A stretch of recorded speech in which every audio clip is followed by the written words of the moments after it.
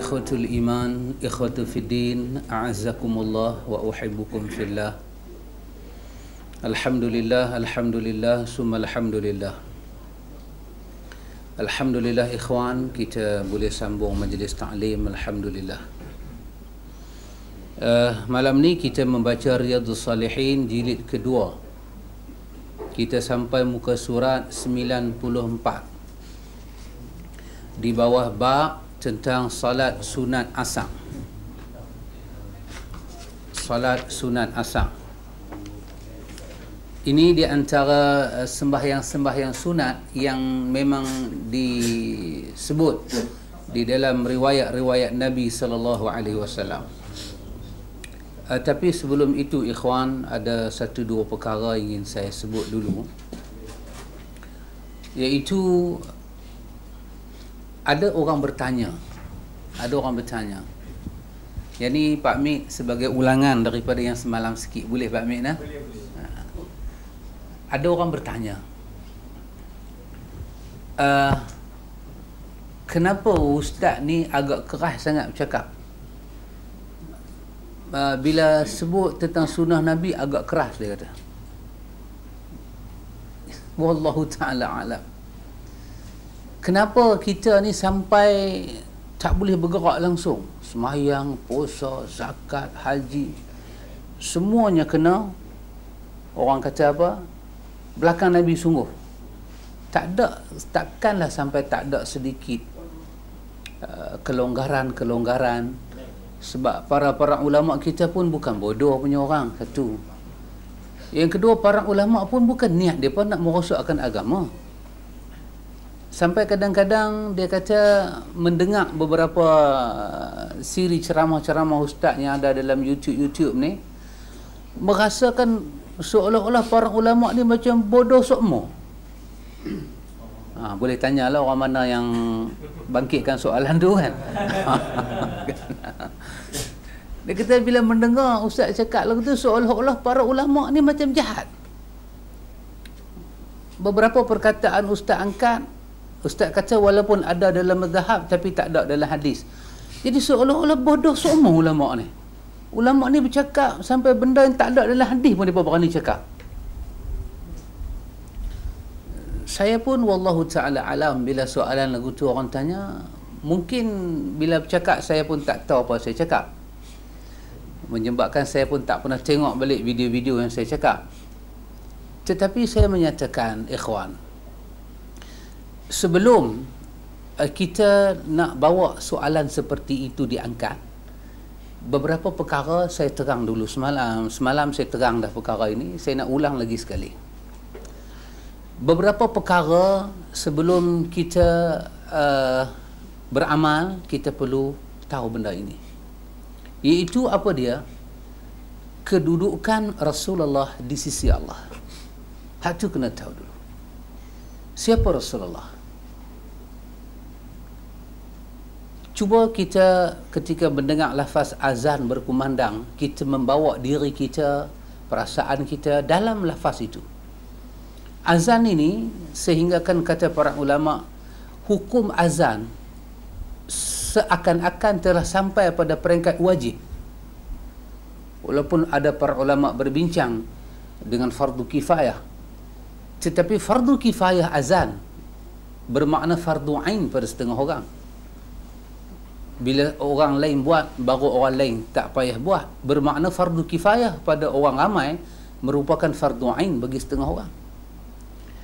Jadi bila kalimah azan tu berkumandang, Allahu Akbar, cuba antum beri tumpuan bila kalimah azan tu berkumandang, dengan kita belajar syarat-syarat azan, orang yang begitu suara yang lancang, orang yang penat, orang yang suara dia ke bawah, dia boleh azan. Tetapi kalau ada orang suara kuat, orang itu lebih dicadangkan.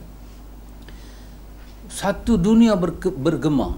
Apa itu bila sampai pada kalimah asyhadu anna Muhammad Rasulullah? Apa yang kita boleh belajar? Dan kita pula di dalam sunnah disuruh jawab, tak disuruh sembang. Jangan sembang ketika orang azan. Bukan kerana mati tak boleh mengucap. Ada orang bawa dalil kalau azan sembang mati tak boleh mengucap. Tak. Kita kata kalau azan kita sembang bermakna kita meninggalkan sunnah. Sunnah apa? Sunnah jawab.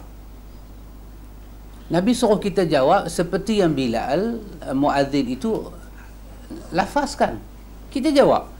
Tapi bila sampai kalimah asyhadu anna Muhammadar Rasulullah, apa yang kita boleh bayang? Antum bayang Allah sedang mengangkat nama Muhammad di seluruh alam.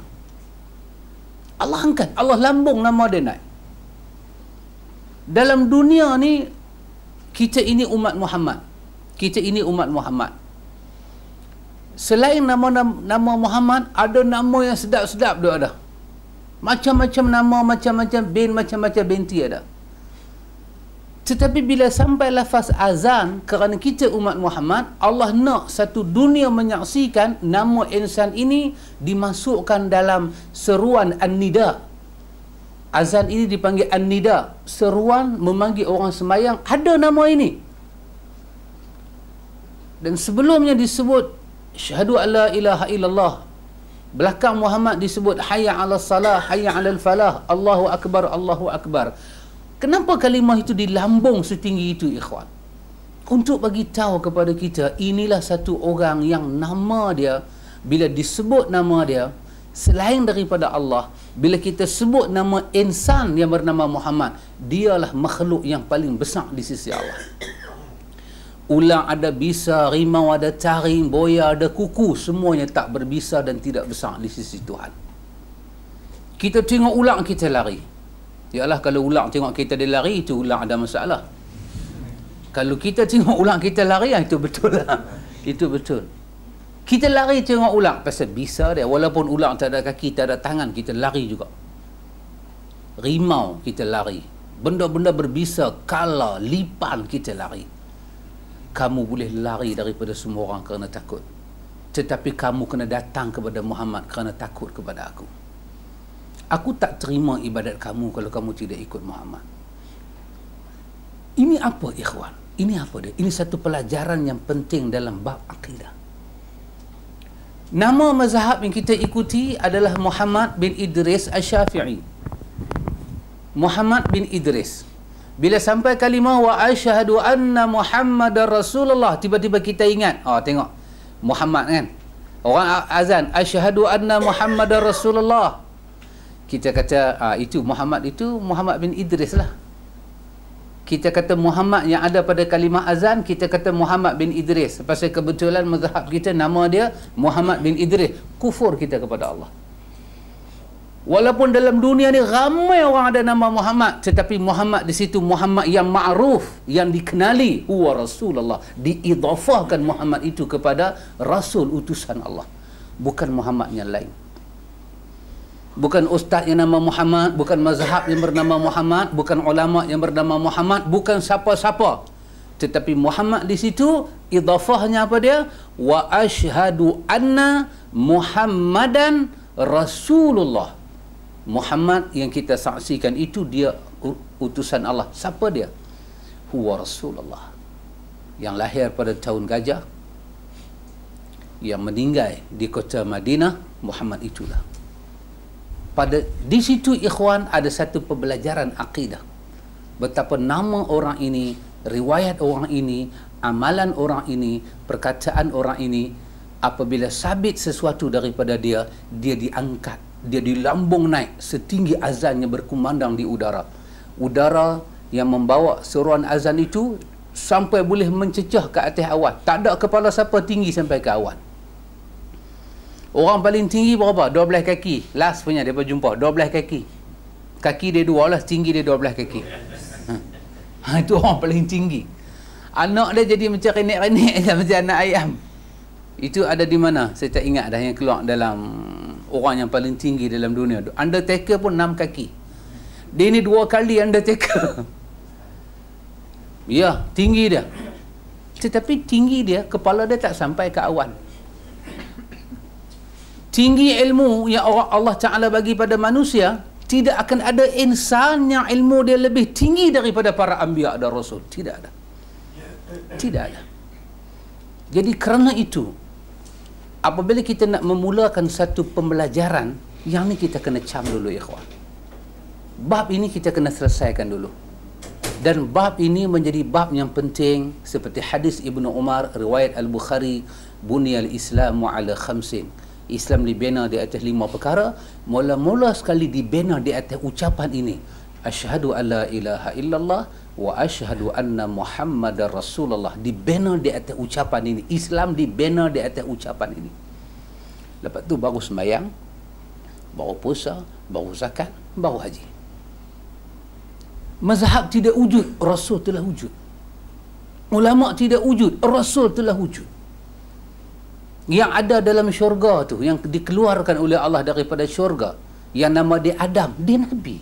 Dia bukan ulama, dia bukan pembuka mazhab. Dia anbiya. Dia seorang daripada anbiya, dan nama dia dimasuk seorang daripada 25 rasul yang disebut di dalam Al-Quran. Manusia mengenal agama dengan para rasul. Pasal itu Allah telah defend para rasul daripada tersalah. Tidak ada perkataan rasul yang boleh dikatakan lemah. Tidak ada. Allah sebut dalam surah An-Nahl, walaqad ba'athna fi kulli ummatin rasulan an ya'budullah wajtanibut ta'ud. Tidak disebut walaqad ba'athna fi kulli ummatin ulama. Tidak. Disebut rasulan an ya'budullah.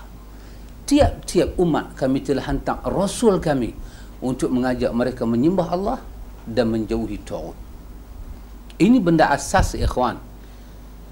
Kalau ada satu ilmu kita belajar, ilmu itu menenggelamkan perkara ini, itu petanda ilmu itu ilmu ajaran sesat. Sampai tak keluar kebesaran seorang Nabi.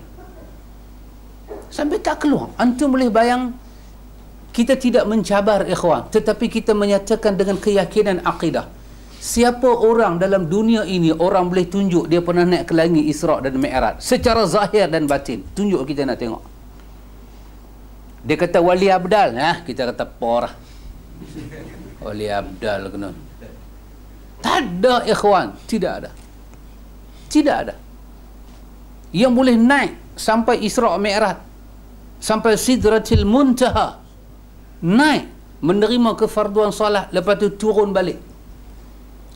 Di umat akhir zaman ini Muhammad sallallahu alaihi wasallam, dan orang itu Allah suruh kita ikut dia. Kemudian Allah berfirman dalam surah Az-Zariyat, wa ma khalaqtul jinna wal insa illa liya'budun. Tidaklah aku jadikan jin dan manusia melainkan untuk beribadat pada aku. Sekarang kita bertanya, Allah menjadikan kita ini kemuncak yang kita kena capai dalam hidup kita ialah beribadat kepada Allah. Itu kemuncak. Arti dia hidup kita ni mungkin ada pasang surut. Kita jatuh, kita bangun. Tapi pastikan sebelum kita mati, target melakukan ibadah kepada Allah tercapai. Tercapai. Tidaklah aku jadikan. Dia tidak kata khalaqatul jin. Dia start dengan menafikan wama, dan tidak. Dia buang segala sebab. Bukan sebab makan, bukan sebab minum. Buang segala sebab. Tidak ada, tidak ada. Melainkan illa itu untuk mensabitkan sebab yang paling tunjang. Aku jadikan jin dan manusia, disebut makhluk yang gagah secara fizikal, disebut makhluk yang agak lemah secara tubuh badan. Yang kedua, dijadikan jin dan manusia untuk beribadat kepada Allah. Dan Allah berfirman, wa'bud rabbaka hatta ya'tiyakal yaqin. Kau sembahlah Tuhan kau sampai kau datang kematian. Sekarang Allah jadikan kita untuk beribadat. Orang yang melakukan ibadat dalam bahasa Arab dipanggil abid. Orang yang melakukan ibadat. Kita melakukan ibadat kepada Allah. Kita ini dipanggil hamba yang melakukan ibadat. Allah perintah kita untuk melakukan ibadat. Kita disuruh beribadat. Tiba-tiba Allah berfirman di dalam Al-Quran, Subhanalladzi asra bi'abdihi. Maha suci Allah yang telah memperjalankan hambanya.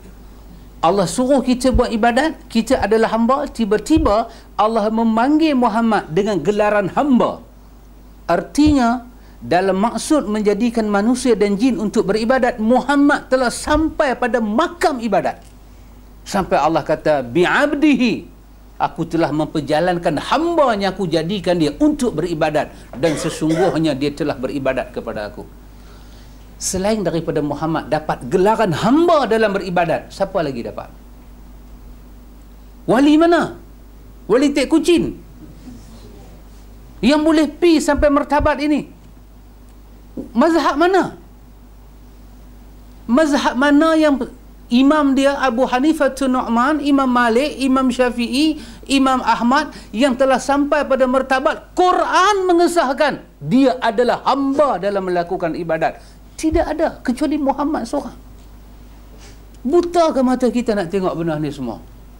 Buta ke hati perut kita nak tengok benda ni semua? Kita sambut ayat Isra Mi'raj, kita terlupa kalimah yang Tuhan pakai. Subhanalladzi asra bi'abdihi, dan kaitkan ayat ini dengan wa ma khalaqatul jinna wal insa illa liya'budun. Tidak aku jadikan jin dan manusia melainkan untuk beribadat. Sekarang siapa yang sampai makam ibadat? Ibn Qayyim kata apa?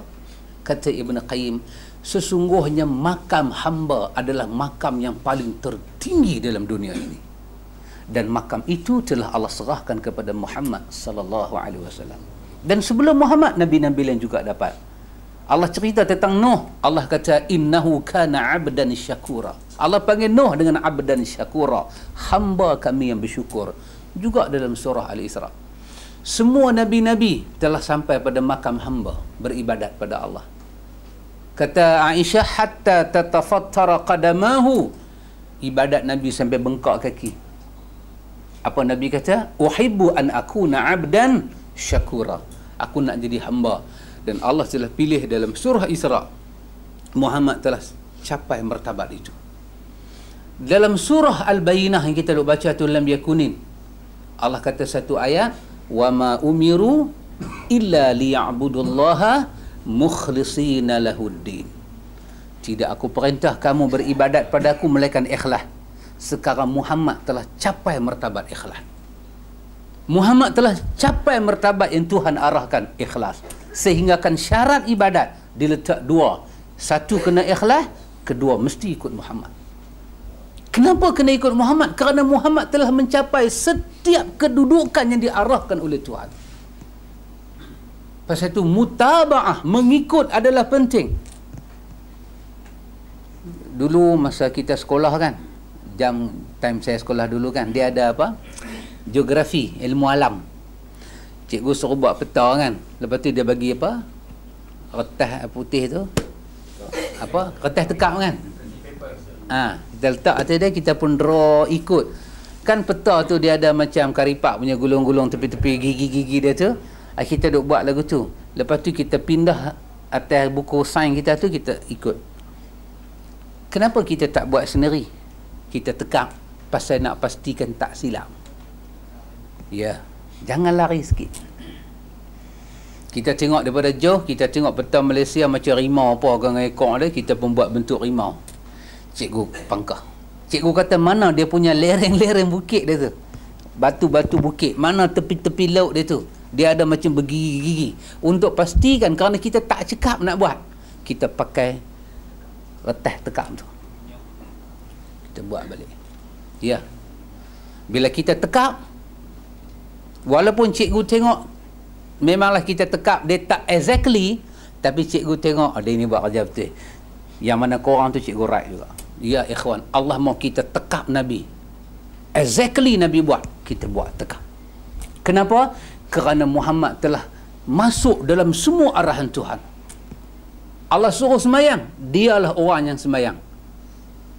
Allah suruh berudu, dialah orang yang mula berudu. Allah suruh perang, semua dia tahu. Maka dia sampai pada makam hamba, makam orang yang paling ikhlas. Dan paling dahsyat, ikhwatul iman, paling dahsyat, kata Imam Al-Qurtubi rahimahullahu ta'ala, ketika Allah subhanahu wa ta'ala menurunkan ayat di dalam Al-Quran, iaitu ayat tentang innallaha wa malaikatahu yusalluna 'alan nabi ya ayyuhalladzina amanu sallu 'alaihi wa sallimu taslima. Ayat ni duk baca serah tongkat. Saya ingat kalau orang yang serah tongkat tu dia faham ayat ni, demi Allah dia takkan serah tongkat. Sebab serah tongkat menyalahi adab orang ini. Mari kita beri perhatian kepada ayat itu daripada surah Al-Ahzab ayat berapa? 56. Apa Allah berfirman? Sesungguhnya Allah dan para malaikat berselawat ke atas Nabi. Sesungguhnya Allah dan para malaikat. Sebut kepada kita mazhab mana yang mendapat selawat daripada Allah dan malaikat. Sebut kepada kita mana dia wali yang mendapat selawat daripada Allah dan malaikat. Sebut mai. Kita nak tengok muka orang tu. Tidak ada. Tidak ada. Bukan maksud saya mazhab itu rendah. Tidak. Kata dia ni buat gila pula dah. Dia buat lagu ni. Bukan buat lagu ni. Tidak. Sekarang kita nak bagi beza kepada ummah kenapa beberapa langkah kita dikatakan tak sama dengan pandangan-pandangan para ulama, dan kita menyatakan ikut kepada sunnah, tak apa tak ikut para ulama. Allah dan para malaikat berselawat kepada orang ini, ikhwan. Apa kata Imam Qurtubi? Wal maqsud min hazihil ayah, maksud ayat ini kata Imam Qurtubi, innallaha subhanahu wa ta'ala akhbara ibadihi bimanzilati abdihi wa nabiyhi indahu fil mala'il a'la. Ayat ini Allah nak bagi tahu kepada seluruh hamba dia betapa kedudukan hambanya ini dan nabinya ini di sisinya, dan nak bagi tahu betapa tinggi orang ini di hadapan para malaikat yang tinggi. Bi annahu yusna alaih, macam mana Allah bagi tahu? Dengan Allah memuji orang itu di hadapan malaikat. Yusna alaihi 'indal malaikatil muqarrabin wa innal malaikata tusalli alaihi. Bila malaikat dengar macam mana Allah memuji orang ini, malaikat pun terus berselawat kepada orang ini. Summa amara ta'ala ahlul alam, kemudian Allah memerintah penduduk alam yang sufla, alam yang rendah. Kita penduduk bumi rendah, langit itu tinggi, malaikat duduk di langit. Allah memerintah penduduk yang berada di alam yang rendah ini dengan berselawat dan bersalam kepadanya, li jami'is sana, supaya berhimpun dua kepujian antara puji langit dan puji bumi kepada satu insan yang mempunyai kedudukan yang tinggi di sisi Allah. Nah ya kawan, duduk fikir sendiri orang ni. Siapa boleh pi martabat lagu tu? Siapa boleh pi? Orang mengaji tarikat, semalam saya katakan dia antara ilmu yang celaka, ilmu tasawuf. Dan saya takkan tarik balik cakap itu. Ilmu yang celaka, ilmu tasawuf. Di dalamnya bila belajar tasawuf, makrifat, hakikat, tarikat. Last kali mengaji tasawuf kena apa? Kena wali abdal. Kena wali mana? Kena wali mana ke satu wali 16 tahun wuduk tak batal. Wali tu ada penyakit lah mengko oi. 16 tahun wuduk tak batal. Wali apa? Jangan main-main ikhwan. Jangan cakap satu kalimah yang mengangkat makhluk lain lebih mulia daripada Muhammad. Ini syaitan. Jangan cerita satu ibadat ada orang boleh buat yang ibadat itu lebih tinggi daripada Muhammad. Ini syaitan. Jangan ikhwan. Jangan bagi tahu ada satu orang boleh berwuduk dan wuduk dia lebih comel daripada wuduk Muhammad. Allah telah memerintah seluruh penduduk bumi berwuduk seperti wuduk Muhammad. Bukan Allah suruh kita cerita ada orang lebih baik daripada Muhammad. Ikhwan, kata Imam Ibn Kathir rahimahullahu ta'ala dalam tafsir dia, ketika dia menafsirkan satu ayat daripada surah Al-Anbiya, ayat yang selalu kita hafal, ayat 107. Allah berfirman, wa ma arsalnaka illa rahmatan lil alamin. Ikhwan, duduk tengah-tengah malam buat sikit muhasabah, antum menangis, mesti menangis. Kenapa? Mana ada ayat macam ni turun pada orang lain. Rentak dia sama macam wa ma khalaqtul jinna wal insa tadi. Tidaklah aku utuskan engkau Muhammad, tidaklah aku utus engkau Muhammad melainkan membawa rahmat bagi sekalian alam. Apa ini ikhwan? Tak mana cacat celah dia. Orang nak jadi rahmat pada orang lain, boleh ada cacat celah? Tiba-tiba Muhammad ini sembahyang fardu dia jaga, sembahyang sunat dia select. Boleh jadi rahmat ke orang? Tak boleh. Tak boleh. Dan tidaklah aku utus engkau. Engkau di sini siapa dia? Bukan wali, bukan sahabat, Muhammad. Sehingga kan kata Imam Qurtubi, yukhbar Allah Ta'ala anna Allah ja'ala Muhammadan sallallahu alaihi wasallam rahmatan lil alamin, ay arsalahu rahmatan lahum kulluhum. Allah bagi tahu kepada kita dengan ayat ini, Allah telah menjadikan Muhammad sallallahu alaihi wasallam itu rahmatan lil alamin, iaitu Allah utuskan dia untuk kamu seluruhnya tanpa berkecuali. Muhammad membawa rahmat pada kamu.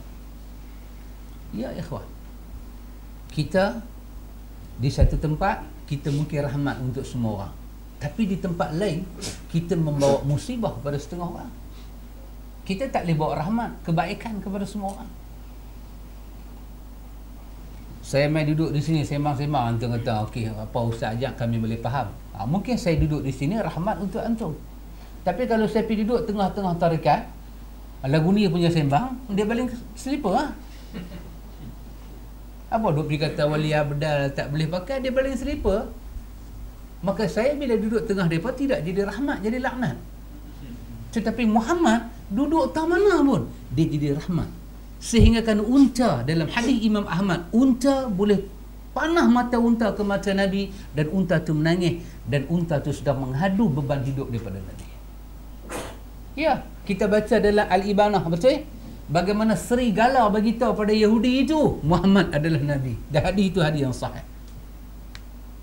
Ingat lagi? Kan lupa?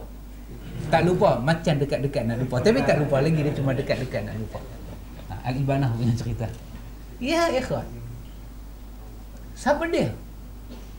Kata Imam Qurtubi, faman qabila minhu, faman qabila hadhihi an-ni'mah wa syakara hadhihi an-ni'mah sa'ida ad-dunya wal akhirah.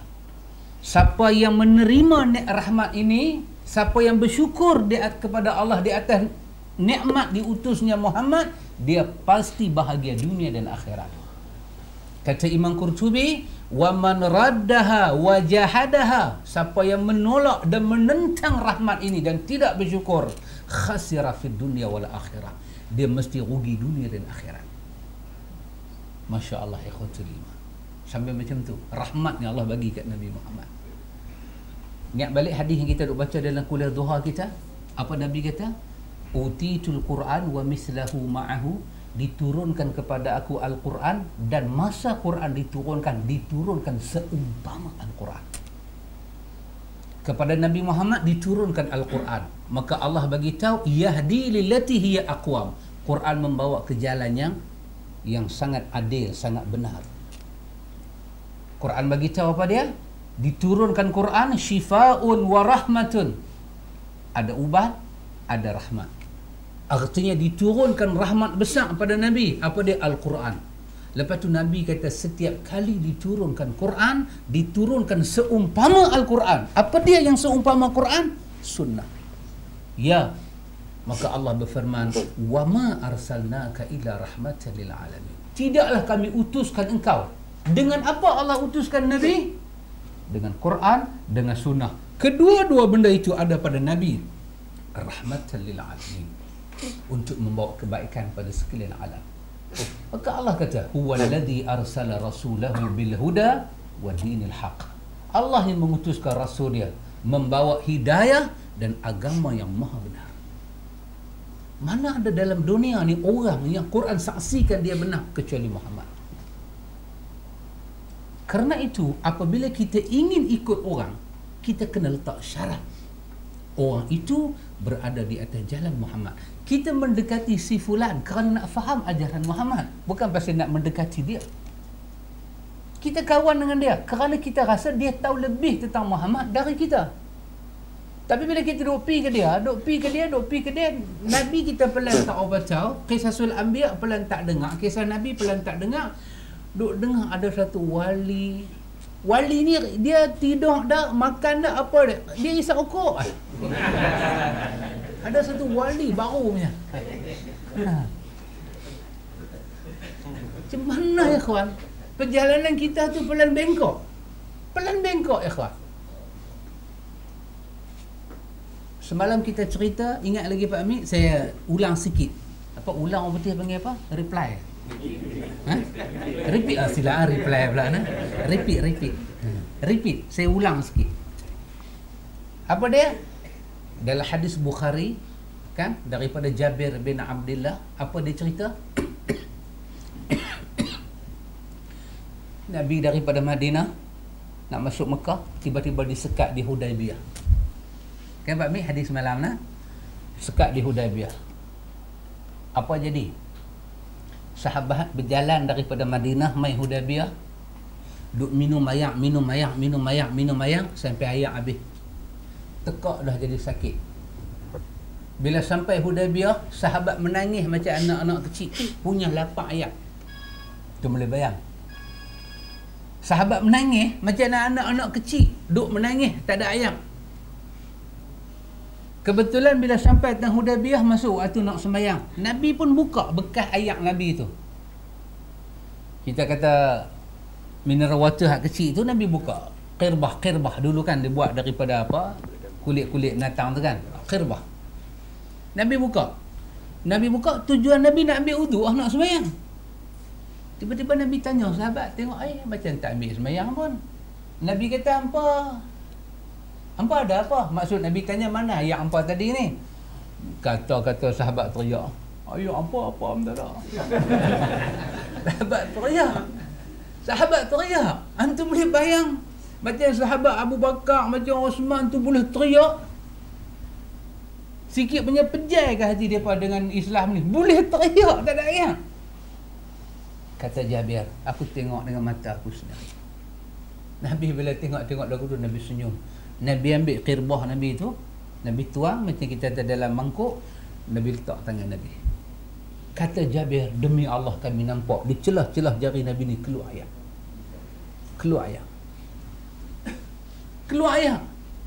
Nabi panggil hak menangis tadi ni semua ni, Nabi panggil, mai minum. Ada yang minum, ada yang sapu muka, sapu kepala, ada yang berwuduk. Nabi kata ada lagi dah. Dia berkata habis dah. Orang yang tidak menyaksikan cerita tu, dia mendengar Jabir cerita, dia tanya Jabir. Dia kata, masa hampa duk ambil wuduk daripada ayak keluar jari Nabi tu, hampa berapa orang? Jabir kata pada orang ni, kalaulah masa tu kami ada 100,000 orang, cukup minum ayak yang keluar daripada jari Nabi. Tapi jumlah kami masa tu cuma 1,500 orang. Hadis ni hadis sahih, riwayat Al-Bukhari. Ikhwan, yang kita duk pikut ni semua ni, adakah jari keluar? Tak ada jari keluar ayak, mulut keluar asap je. Yang kita duk pergi turut ni, sampai tak tentu kalu punya turut. Ya. Abdullah bin Atiq, juga hadis Bukhari dan Muslim. Abdullah bin Atiq, apa cerita dia semalam Pak Hamid? Kaki dia patah. Abdullah bin Atiq patah kaki. Ini hadis Bukhari Muslim. Ikat dengan kain serban punya tu. Aduhlah sakit. Abdullah bin Atiq sakit. Nabi kata apa pasal? Saya kawan sedih kan, abang patah kaki, apa nak buat? Lawai pun tak ada, tentu nak tengok saya dekat orang sakit. Nabi boleh rasa orang sakit lagu mana. Nabi duduk sembang dengan dia. Sambil Nabi sembang dengan dia, Nabi kata unjuk kaki mai. Nabi bukan buka urutan apa-apa, kata tak ada. Nabi kata unjuk kaki mai Abdullah, dia pun unjuk. Nabi buka kain serban, nampak patah. Sambil sembang dengan dia, Nabi duduk urut kawasan betih yang patah tu. Nabi duduk usap lagu tu. Dia duduk sembang dengan Nabi. Dalam duduk sembang-sembang, dia tak sedap. Kaki dia tu, dia duduk tarik jadi menguat. Abdullah bin Atiq kata, kaki aku macam tak sakit. Nabi pun masuk. Hadis ni hadis Bukhari. Siapa dia boleh buat lagu ni? Tak ada ya kawan. Yang duk ada buat lagu ni semua pergi menuntut Gunung Jerai. Gunung Jerai pun dah tak ada pokok dah, pergi naik mana punya Gunung Kinabalu pula, pergi menuntut, turun mai bagi nombor ke orang. Mai pukul 4 pagi ambil 1 nombor, 2 nombor. Nabi tak buat kerja macam tu. Allah bagi mukjizat dekat dia. Orang ni Tuhan suruh kita ikut. Tak mana cacat celah dia. Kenapa kita sedih nak tinggal orang lain, nak mai pada orang yang paling sempurna? Kenapa sedih? Patut kita sedih tinggal Nabi, pergi pada orang yang tak sempurna. Kita sedih. Hari Tuhan bagi ilmu kat kita. Tuhan bagi hidayah dekat kita. Kita dapat tahu inilah amalan Nabi yang sebenar. Sujud syukur kita pada Allah banyak-banyak. Alhamdulillah ya Allah, aku dapat jalan kekasihan. Ni orang selama ni duk tolong kita kenal agama, kita nak peleceh dia ke? Tak. Dia tetap berjasa dalam hidup kita. Dia kawan kita, dia sahabat kita, dia ulama kita, dia ustaz kita, dia mazhab kita. Dia lebih baik daripada kita di sisi Allah. Tapi Muhammad lebih baik daripada dia. Kita turut Muhammad, kita sayang orang ni. Yang ni nama dia fit akidah. Kena faham dulu benar ni. Kena faham dulu. Pasal apa? Bila ada para ulama buat sembahyang hajat, kita kata Nabi tak buat. Kita tak buat. Orang tanya kita, awak dia ulama, dia tak tahu ke? Kita kata aku tak tahu, dia tahu tak tahu. Tapi Nabi tak buat, aku tak buat nah. Hang pasal apa tak ikut ulama? Ikut Nabi. Hang lah ni nampak satu macam, hang duk pelekeh para ulama, nampak? Dah tak pelekeh. Semua ulama kita sayang, tapi Nabi kita iman. Kita tak beriman dengan para ulama. Depa macam jalan kita masuk. Hari kita kenal Nabi, kita datang kepada Nabi, kita beramal dengan sunnah-sunnah Nabi. Ulama kita sayang. Orang Melayu ada satu perpatah, apa dia? Kalau tak silap orang Melayu kata apa? Bagus juga pepatah tu. Apa dia kata? Apa dunia dikilik macam mana? Akhirat dijunjung. Kan akhirat dikilik, dunia dijunjung. Tak bisa dengar nah? Melayu lain, bukan Melayu ni, Melayu lain. Dia ada kata. Dia ada kata lagu tu sikit kan. Tapi tak apalah, kita ambil lah. Bumi dipijak langit dijunjung. Bumi dipijak langit dijunjung. Lagu tu lah. Betul macam Ustaz kata tadi. Biasa dengar macam mana? Dia kata, dia kilik. Maksud dia tak lepas, dia sayang, dia tak buang. Benda berguna. Tapi di bawah hati kepala ni benda paling mulia. Sunnah Nabi, Quran, Islam duduk atas kepala. Betul bahasa orang Melayu kan? Titah duli tuanku, patik junjung di atas batu jembala patik.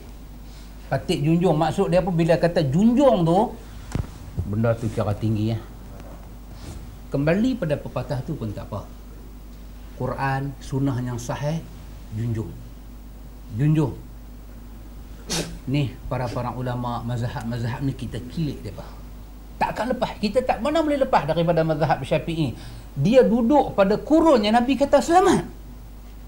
300 tahun tu ulama kata selamat. Dia duduk zaman tu. Mana boleh kita jentik dia? Kita jentik dia, kita jentik salafus salih. Kita keluar daripada ahli sunnah. Simbol ahli sunnah menghormati para salafus salih.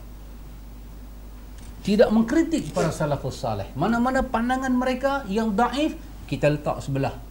Tidak menghina, tidak kata lebih kurang apalah Imam Syafi'i ni tu lah mengaji tak mau habis. Ni yara. Dia keluar bahasa asal. Ni yara tu maksud dia hang siapa? Hang siapa? Hang siapa? Tak. Kita tak buat lagu tu. Kita tak buat lagu tu. Bila sebut Imam Syafi'i, apa kita kata? Rahimahullahu ta'ala. Semoga Allah merahmati dia. Dah sampai bila-bila orang tanya, hang mazhab siapa? Kita kata saya mazhab Ahlus Sunnah wal Jamaah, di dalamnya ada Imam Asy-Syafi'i rahimahullah taala. Jadi ikhwan, benda ni kita kena bagi settle dulu. Kalau kita duk mengaji tapi benda tu tak boleh settle dan benda tu tak patut, jadi tak faham. Jadi saya harap orang yang bila ditanya saya soalan tu dia boleh faham juga.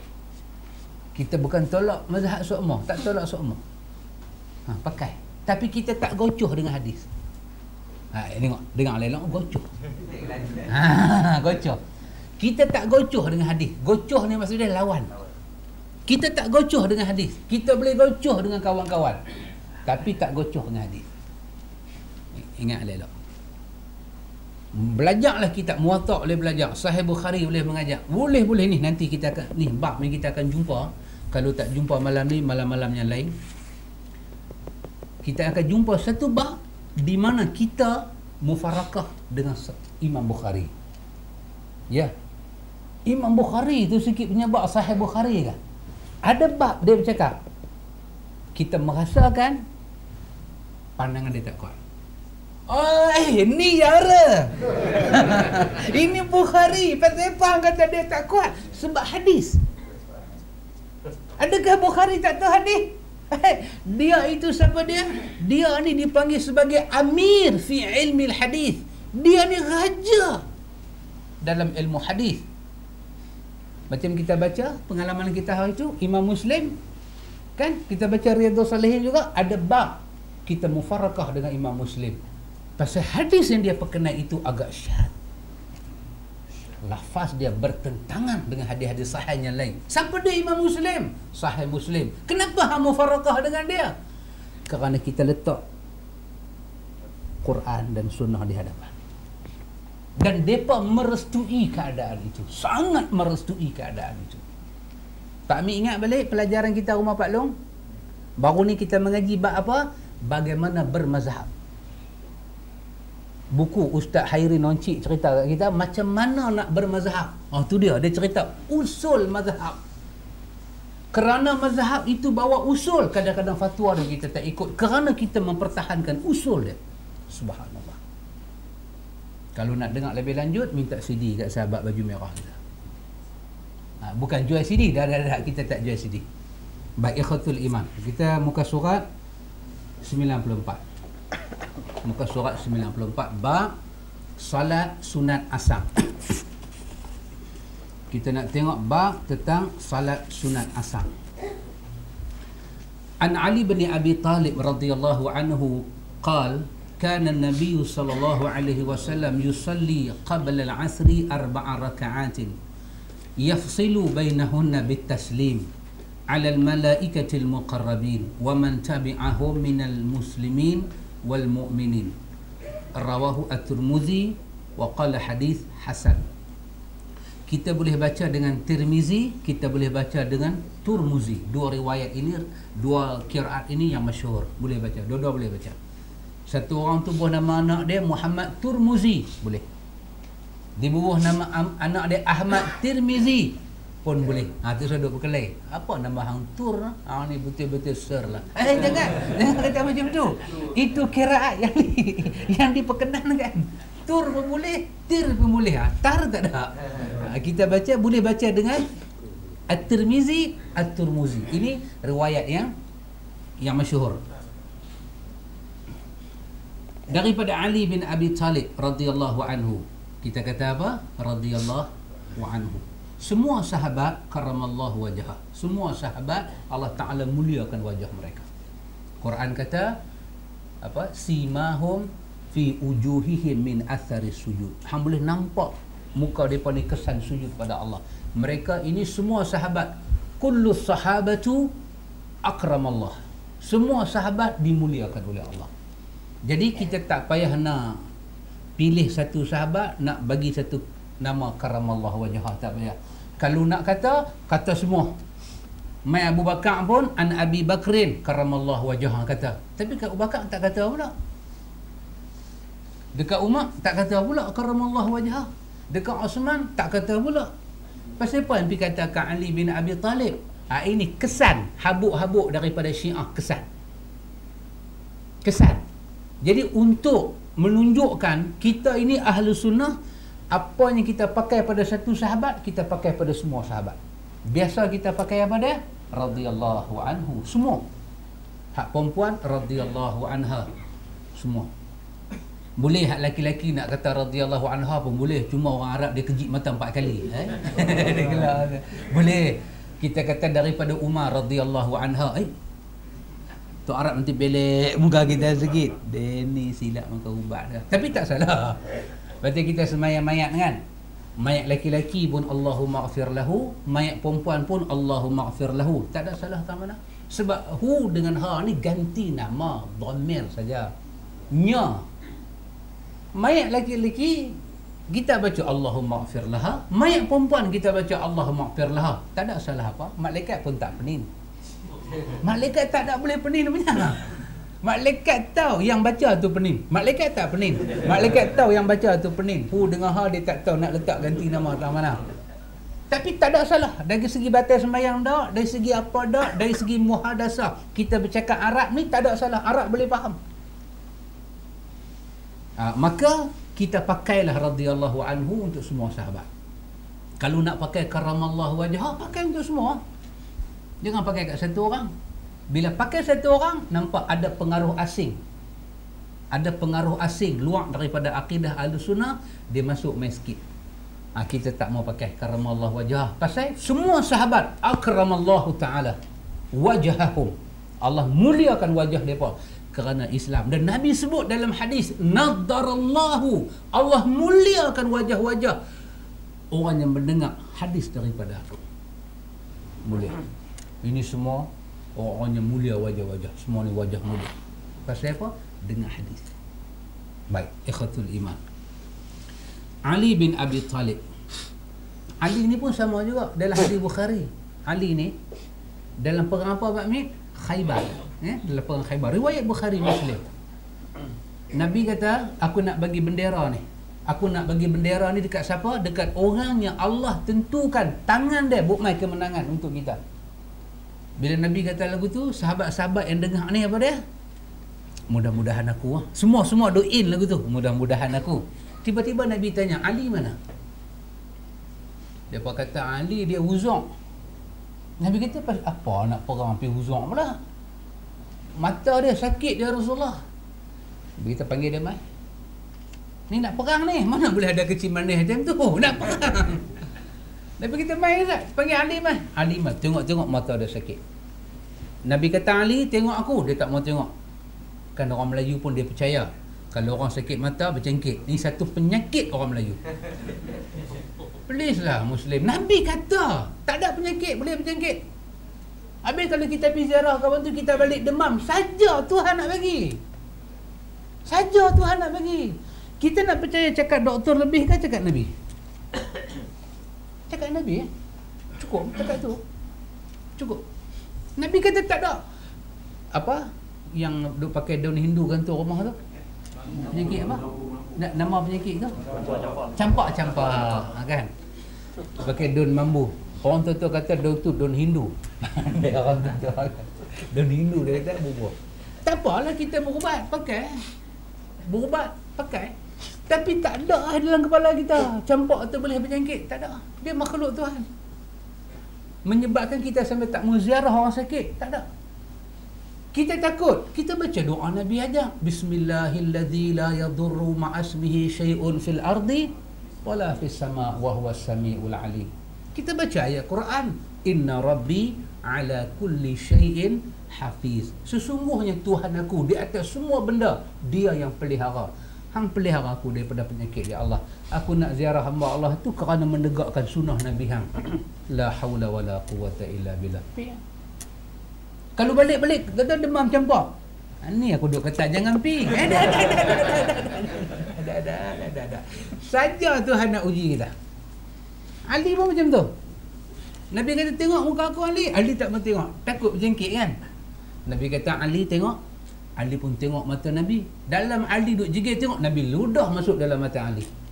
Nabi ludah belah kanan, Nabi ludah belah kiri. Nabi bagi bendera pada Ali. Nabi kata, Ali, Allah menentukan hang buat balik kemenangan. Ali bila kena ludah, ayat ludah Nabi duk kelipong. Sahabat kata Ali, merah hilang lah. Hadis ini hadis Bukhari dan Muslim. Menunjukkan Nabi ada hak nama dia barakatul ma'nawiyah. Ni nama dia barakah ma'nawiyah. Allah bagi kat Nabi. Kita dah pergi ludah orang tu mampu terus kawan tu. Tapi Ali juga dalam hadis Tirmizi, dia sakit mata. Dia makan buah kurma. Nabi tahan tangan dia. Nabi kata Ali, Sakit mata jangan makan buah kurma, nanti sakit mai balik. Maka hadis tu Imam Tirmizi buat dalil, kata termasuk dalam perubatan Islam adalah pantang. Bila kita sakit, tak usah makan tu, tak usah makan ni, pantang. Pantang itu termasuk sunnah. Kan dalam TV sekarang ni ada sajian sunnah. Kan dia tu duk ajak. Dalam sajian sunnah buah santan masuk. Bila Nabi pergi kukuk nyok apakah santan tu? Orang Melayu panggil apa? Hab seret tu betul. Hang bubuh sajian sunnah habis pokok santan masuk. Tak nak harap tak mana ada pokok nyok. Jadi orang putih kata rasional lah sikit, cakap bubuhlah sajian untuk benda lain ke, sajian apa ke, pembuka selera ke, dia buah sajian sunnah. Dia kata buah santan sikit. Kau ni bawa ni. Baik.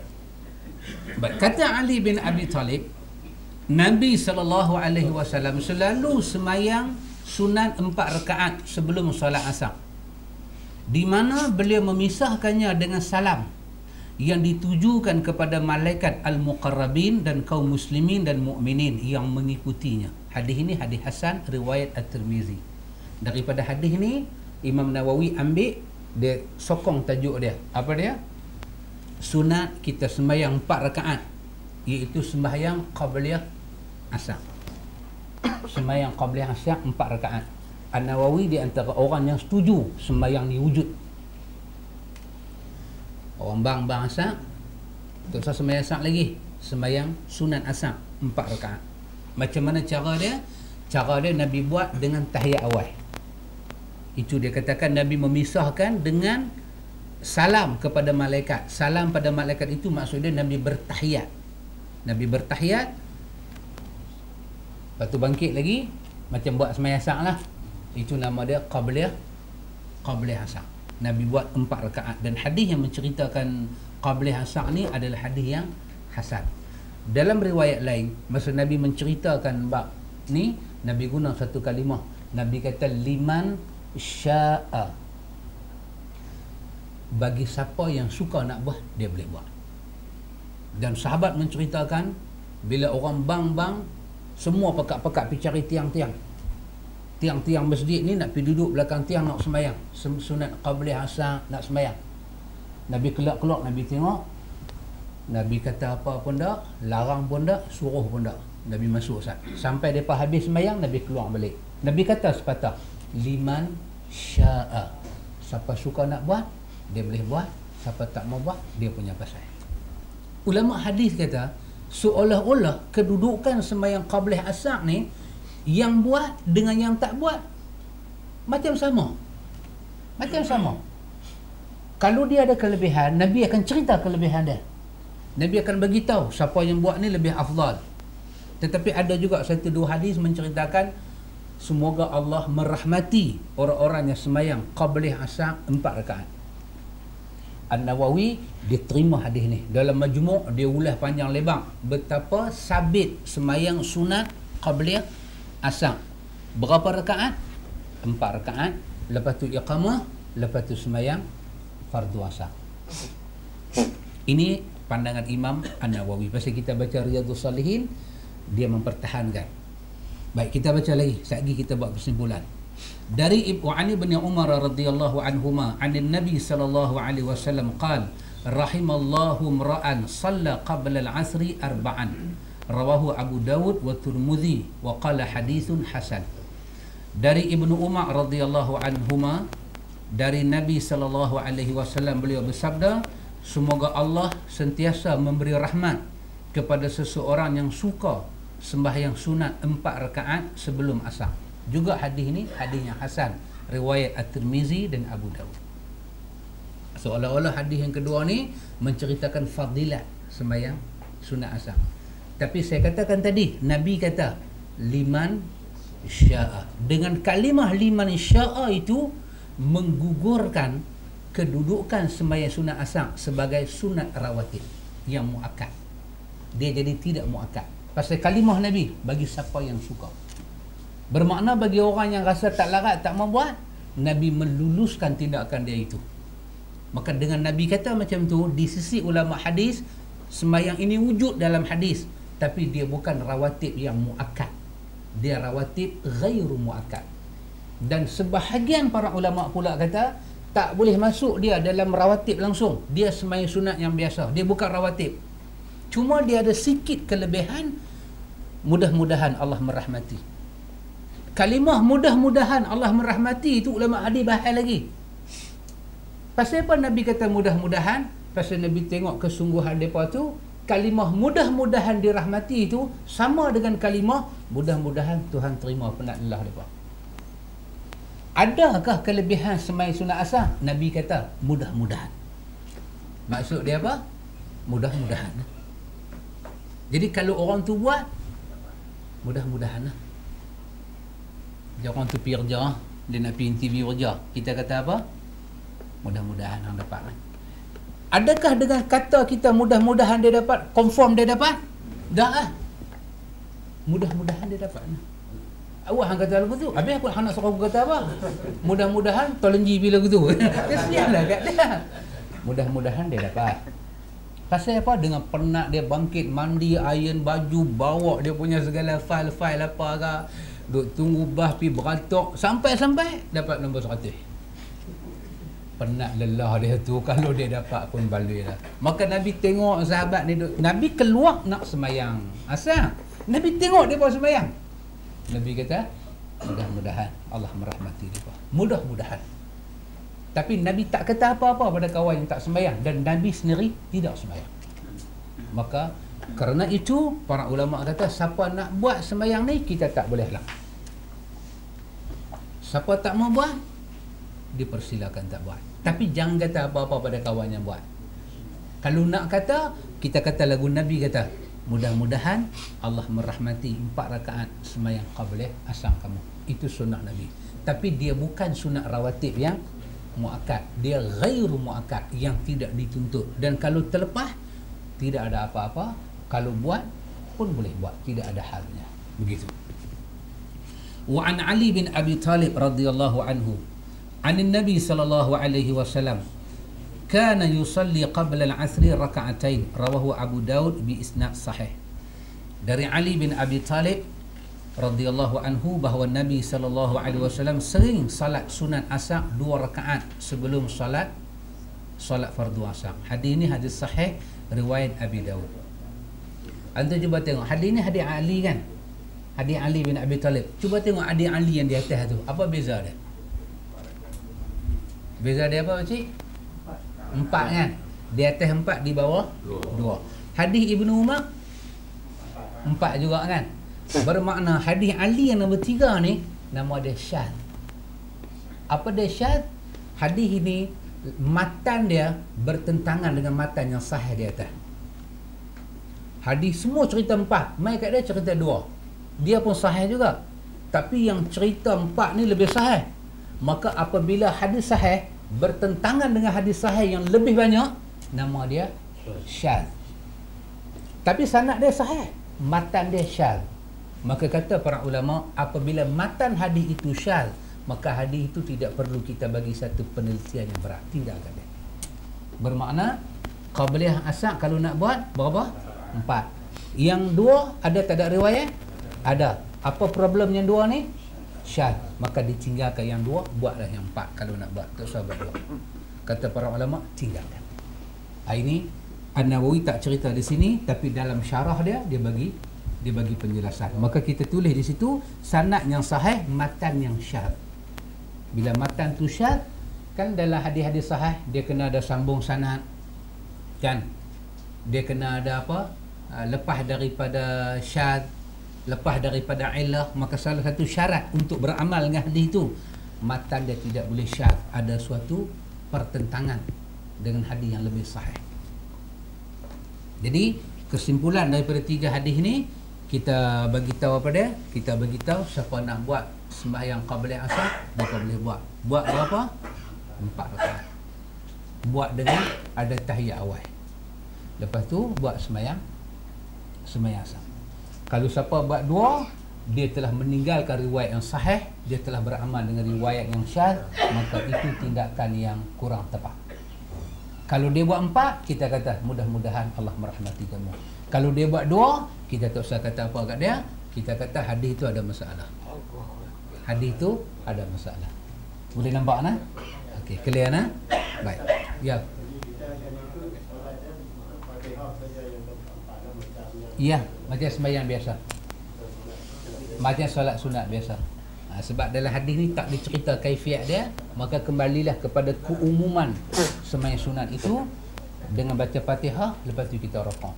Adapun sembahyang sunat yang Nabi sebut baca surah, kita baca surah. Seperti tahajud, seperti sunat fajar, Nabi sebut dan Nabi hantar surah-surah apa? Witir Nabi sebut surah, kita baca surah. Yang Nabi tak sebut surah, kembali pada sifat sembahyang itu. Ringankan sembahyang itu, jangan bagi. Pasal saya nak sembahyang fardu lagi.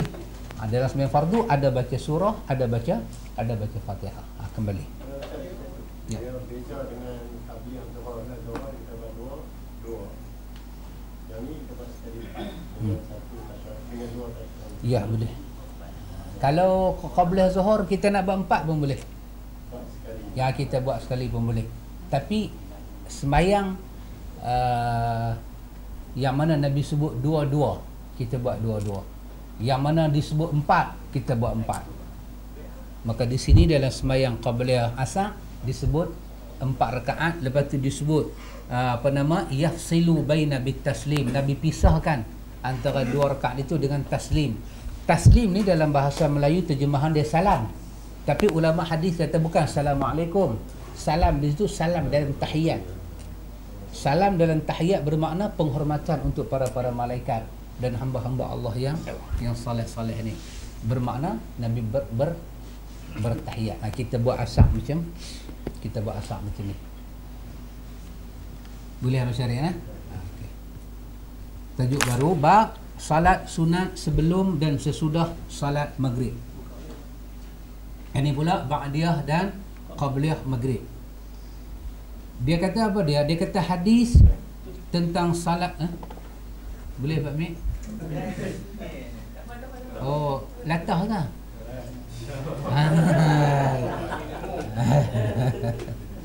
Baik, kita pun seria juga kan? Baik. Dia kata taqaddama fi hadhihi al-abwab hadis Ibn Umar wa hadis Aisyah radhiyallahu anhum wa huma sahihani anna an-nabiy sallallahu alaihi wasallam kana yusalli ba'da al-maghrib rak'ataini. Dia kata hadis tentang salat sunat sesudah salat maghrib, makna ba'diyah lah, sebahagian telah disebut pada bab-bab terdahulu, iaitu hadis daripada Ibnu Umar dan hadis Aisyah. Kedua-duanya sahih, di mana dikatakan bahawa Nabi sentiasa mengerjakan salat sunnah 2 rakaat sesudah salat maghrib. Kita dah baca dah hadis itu. Hadis itu ada, kalau kita tengok muka surat berapa, kita lepas dah baca hadis itu, hadis daripada Aisyah 88. Itu di situ ada hadis Ibnu Umar. Muka surat 88 ada hadis Ibnu Umar. Hadis Ibnu Umar yang menceritakan tentang wa raka'ataini ba'dal maghrib, dan Nabi sembahyang 2 rakaat lepas maghrib. Dengan Ibnu Umar kata sallaitu ma'a Rasulillah. Muka surat 88 hadis nombor 2 tu Ibnu Umar duk cerita Nabi buat sembahyang apa kan. Di situ dia kata wa raka'ataini ba'dal maghrib. Nabi sembahyang 2 rakaat lepas daripada Nabi sembahyang maghrib. Dan hadis Aisyah radhiyallahu anha, muka surat berapa ada? Hadis Aisyah menceritakan Nabi sembahyang sunat maghrib. Saya ingat yang tu balik, boleh tengok sendiri ya.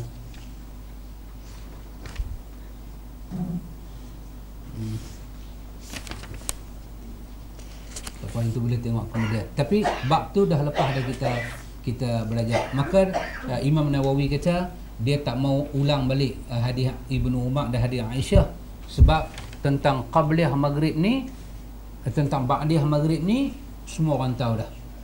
Iaitu hadis Aisyah pada muka surat 93. Hadis yang ketiga, muka surat 93, hadis ketiga tu Aisyah kata, Aisyah guna perkataan wa kana yusalli bin nasi al-maghrib summa yadkhulu fa yusalli raka'atain. Iaitu Nabi keluar dengan orang ramai, Nabi sembahyang maghrib. Lepas sembahyang maghrib, Nabi masuk dalam rumah dia buat 2 rakaat. Itu adalah ba'diyah kepada maghrib. Jadi hadis Ibnu Umar dan hadis Aisyah telah menceritakan sembahyang ni wujud. Jadi An-Nawawi tak mau ulang dah hadis tu. Dia nak ulang di sini hadis tentang qabliyah maghrib yang dia tak sebut lagi. Qabliyah maghrib. Wa an Abdullah bin Mughaffal radhiyallahu anhu an Nabi sallallahu alaihi wasallam qala sallu qabla al-maghrib summa qala fi thalithah liman syaa, rawahul Bukhari. Dari Abdullah bin Mughaffal radhiyallahu anhu, dari Nabi sallallahu alaihi wasallam, beliau bersabda, sembahyanglah kamu sekalian sebelum mengerjakan solat maghrib. Kemudian pada perintah yang ketiga kalinya, Nabi ulang 3 kali. Sallu qabla al-maghrib, sallu qabla al-maghrib, sembahyang qabla maghrib ni. Masuk kali ketiga, Nabi kata bagi siapa yang menghendakinya. Siapa mau sembahyang. Artinya Nabi pernah memberi jalan nak sembahyang qabla maghrib 2 rakaat. Tapi Nabi kata siapa suka. Tapi sahabat teropong Nabi sendiri, dia tak buat. Maka dia bagi kelulusan. Jadi kita pun lepas orang qamat, orang azan maghrib, kita tak boleh pergi kerja untuk bila. Qamatlah. Sekejap hang tak qamat, dia buat maghrib. Dia buat lah. Dia pun nak buat, dia buat lah. Sunnah bukan halang orang. Benda itu wujud.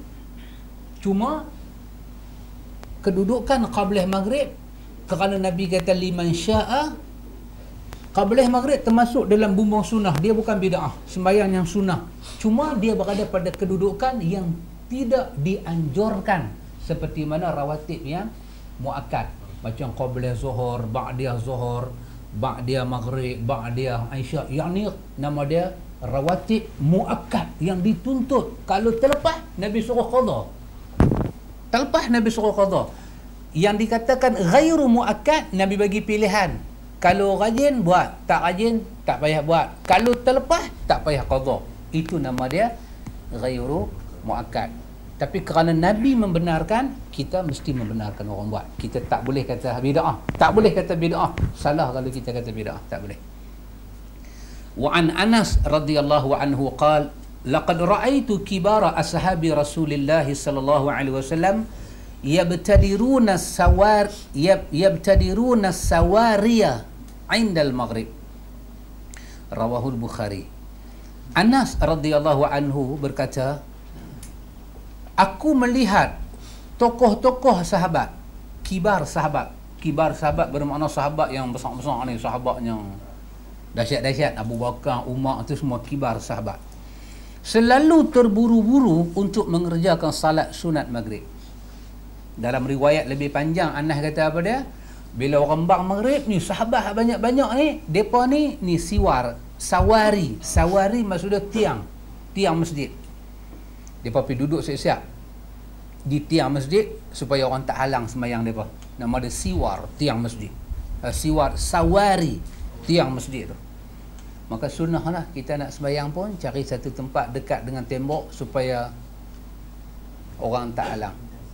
Ulama hadis kata kalau kita pergi sembahyang tempat yang terbuka luas, tak masjid besar, tiang tak ada, kalau orang melintas depan kita, jangan kita angkat tangan. Sebab angkat tangan ni apabila ada sutrah. Bila ada sutrah. Sutrah ni handphone tak boleh jadi sutrah. Sutrah ni dia tinggi satu hasta. Kita ambil kita punya kepiah letak. Mai budak-budak tendang. Kita duk jigil kat budak tu. Tak boleh marah dia budak. Ataupun orang tua yang daripada muda tak mengaji hadis, dia memang dia tahu kita sembahyang, tapi dia jenis orang tua kata jelangak kan. Apa cik? Bahasa moden panggil apa jelangak? Jelangak ni kira orang makan nasi, dia makan dedak lah. Itu orang tua panggil jelangak. Satu macam ni. Jelangak ni, benda tu dia nampak. Macam budak-budak lalu kan. Kita duk habaq kata teh. Dia tahu, satu dia bersepak. Yang tu orang kata jelangak. Jelangak kalau poteh memang belur terus. Ini jelangak. Dia nampak kawan tu sembahyang, dia jadi jelangak. Dia pi juga depan. Dan depan kita tak ada sutra. Kita tak disunahkan angkat tangan. Dan juga tak disunahkan angkat tangan kepada orang yang kita tahu dia tak tahu sunnah dalam sembahyang. Kita pergi Masjid Madinah, kita pergi Masjid Mekah, memang depan kita orang sembahyang, orang lalu lintas kan. Jangan angkat tangan lah. Pasal apa?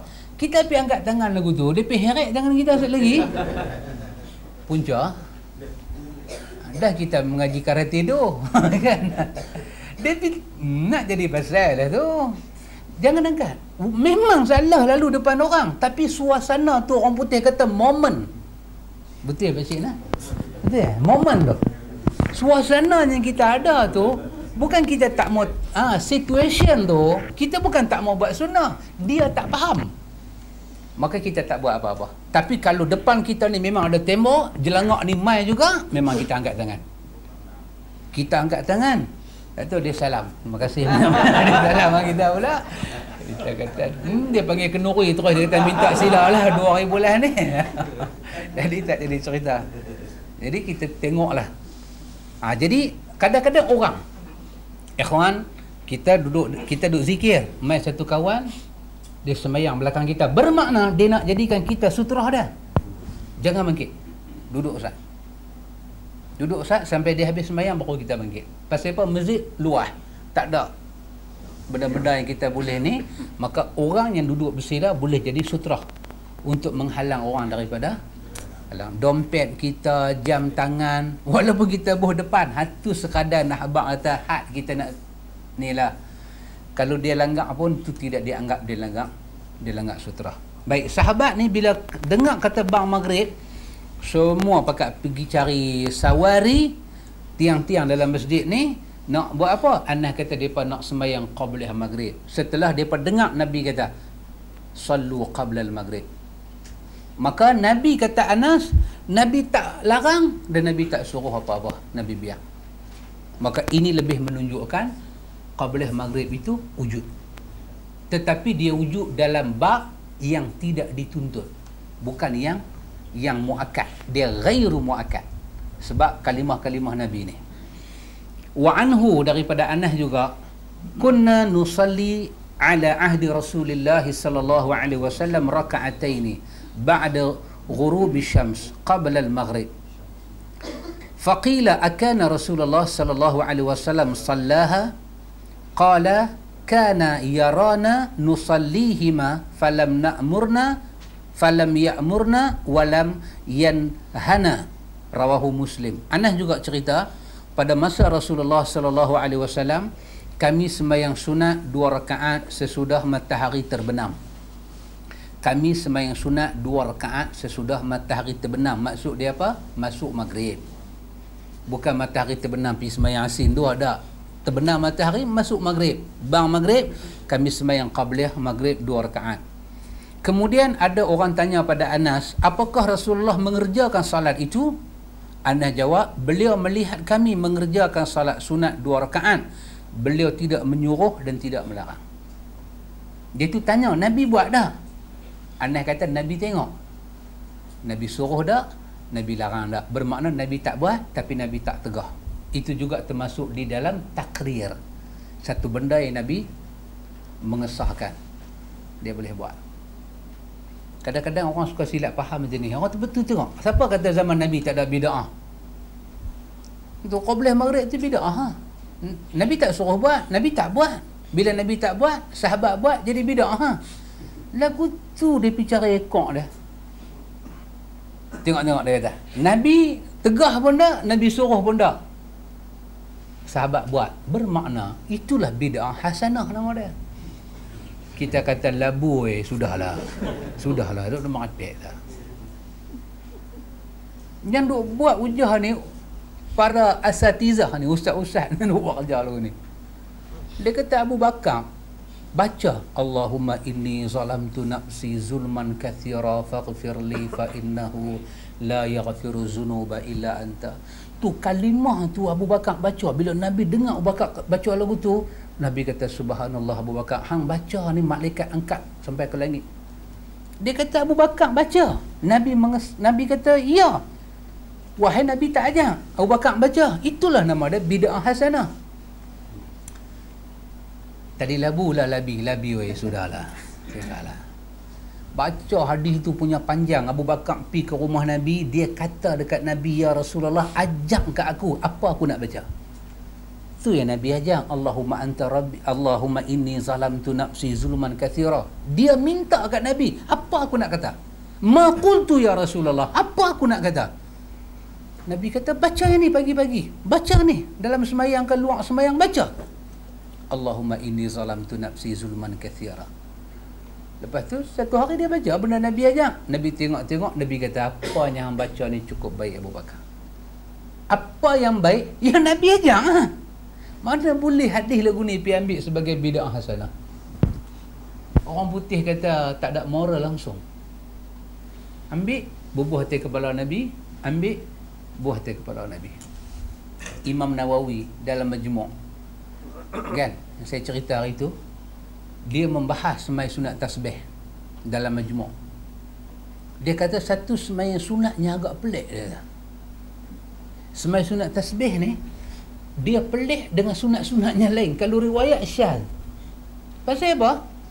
Semua kita tahu semai sunat Nabi start dengan Allahu Akbar, lepas tu iftitah, lepas tu surah Al-Fatihah, surah rukuk, tasbih, i'tidal, sujud, tasbih. Antara dua sujud baca doa, sujud pula tasbih. Kalau duduk tahiyat, baca tahiyat bagi salam. Tapi sunat tasbih, Nabi kata satu sunat yang agak pelik. Dalam satu berdiri tu, lepas daripada baca surah, baca tasbih pula. Tasbih berpuluh-puluh kali Nabi baca. Lepas tu rukuk, lepas baca tasbih rukuk, tasbih tu pula. Kata dia satu sembahyang yang kaifiat dia menyalahi sunat-sunat yang pernah Nabi buat. Maka patutlah kalau kedudukan dia tidak sahih, dia kata. Maka di dalam mazhab Syafi'i, dia menolak sembahyang sunat tasbih. Dia tak mahu. Dia kata sembahyang yang mengelirukan orang. Tapi ulama lain kata boleh buat. Tapi kita duk based on Syafi'i ni. Based on Syafi'i ni. Sembahyang subuh, Allahumma hdina fiman hadait. Why? Because we are Syafi'i. Mai satu tak baca kunut, wrong. Pasal apa? Tak sampai lagi. Syafi'i lagi. Pasal Syafi'i kita kena ada kunut. Why you Syafi'i you buat tasbih? Why you mazhab Syafi'i you sembahyang hajat? Ini sembahyang hajat, ulama Syafi'i tolak, riwayatnya lemah dan palsu. Kenapa you buat? Based on Syafi'i. Tak ada. Based on Syafi'i, tak ada baca Yasin malam Jumaat ramai-ramai. Tak ada. Baca Yasin ada. Macam mana? Sembahyang maghrib, sembahyang qabliyah maghrib, ba'diyah maghrib, duduk seorang-seorang, menghadap ke arah kiblat, buka Yasin baca. Habis wa ilaihi turja'un. Ya Allah, dengan berkat surah Yasin ni malam Jumaat, ya Allah, aku ni bangang sikit, surah ni aja aku tahu. Lain aku tak tahu apa. Aku minta ampun banyak-banyak ke hang, ya Allah. Aku tahu dalam sunnah ni Al-Kahfi, tapi 110 panjang tu. Ni mengadu kat Tuhan. Ya Allah, panjang tu. Yasin 83. Kemudian Yasin ni duk baca selalu agak ayat dia tu mudah kan. Ya Allah, hang terimalah ni pun kalam hang juga, ya Allah. Walhamdulillah rabbil alamin. Okey, yang ni wujud. Yang ni tak ada siapa boleh kata bid'ah, tak ada. Dia sedang tilawatul Quran. Yang tak ada apa dia? Duduk berkeliling, buka botol, ni pasal nak SPM ke PMR ke, buka-buka ni semua, mengharapkan Yasin tu masuk dalam botol tu. Lepas tu kita minum, lepas tu kena baca berjemaah, lepas tu ada pula doa Yasin. Yasin wal Quran. Dulu saya hafal lah, tak hafal dah. Dulu saya hafal lah, tak hafal dah. Tobat banyak dah. Yang doa hafal lain semua doa sunah-sunah aja kan. Yang ni kita kata minta maaf banyak-banyak, my brother and my sister, benda ni sorry, not at home. Maksud dia tak ada dalam mazhab. You declare, you Syafi'i, why you do this? Why? WHY. Why you do this? Reason you, mereka buat, tadi you declare you Syafi'i. Kan you marah pula kita duk kata ikut Nabi, you marah. You kata apa? Ustaz tak hormat Syafi'i. Sekarang pasal apa you tak boleh hormat you punya mazhab? Itu kita minta kita duk mengaji ni dapat faham. Dan hadis yang terakhir dia cakap malam ni, dia nak sokong bab ni juga daripada Anas bin Malik radhiyallahu an. Ketika kami di Madinah, bila muazzin telah mengumandangkan azan maghrib, maka orang selalu terburu-buru untuk mengerjakan salat sunnah 2 rakaat, hingga ada orang asing masuk masjid itu, maka dia akan menyangka bahawa salat maghrib telah dikerjakan kerana banyaknya orang mengerjakan salat itu. Hadis Imam Muslim. Anas kata, kunna bil Madinah fa idza adzana muadzin. Masa di Madinah dulu, ni Anas duk cerita pada anak murid dia lah, ulama tabi'in ni. Masa dulu di Madinah, orang azan maghrib, sahabat semua pakat masuk masjid, pergi cari sawari tadi, tiang-tiang, nak semayang. Cara dia semayang banyak berselerah ni, kalau ada orang masuk, orang yang tak tahu cerita Madinah ni, masuk-masuk, mereka nanti ingat, oh ni pakat dia buat ba'diyah ni. Maghrib dah habis dah ni. Dah, betul bukan ba'diyah, qabliyah. Begitulah Anas nak menceritakan, kata, sahabat pernah buat semayang qabliyah maghrib. Dan dia tidak bid'ah. Cuma dia tidak rawatib yang muakkad. Liman sya'a. Siapa nak buat, dia boleh buat. Siapa tak mau buat, jangan kritik orang yang buat. Kita kata pada orang yang buat, mudah-mudahan kamu dirahmati Allah. Dan ada satu pandangan daripada para ulama, bagi orang yang buat, jangan sampai tak buat langsung. Dia duk buat, jangan sampai dia buat, ada hari kena ada tak buat. Sebab apa? Sebab Nabi tak buat.